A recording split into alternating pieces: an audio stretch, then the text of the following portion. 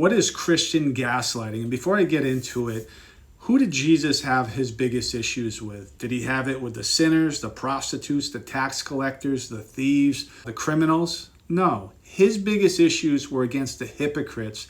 And the hypocrites were the teachers of the law, the Sadducees, the Pharisees. They thought they were know-it-alls. They studied the book. They knew the book inside and out. They knew the Old Testament inside and out.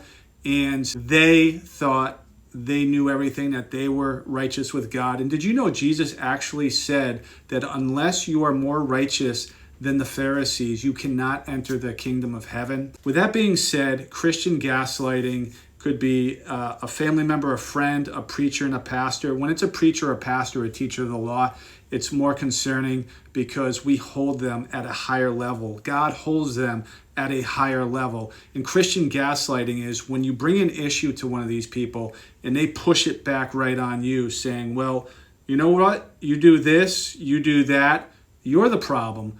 Gaslighting is the victim is always at fault. And a preacher or pastor may say it, saying, I went to seminary school, I debate against people with PhDs, I have multiple master's degrees, you guys should be worrying about yourselves and stop criticizing what I'm doing or what anybody else in the church is doing. And they may even bring up that Christians aren't supposed to judge in general. And that is one of the biggest myths in Christianity, that Jesus doesn't want us to judge. Jesus wants us to judge, but he doesn't want us to be a hypocrite about it. And I'm going to share with you a verse that says that very thing. Matthew 7:3-5.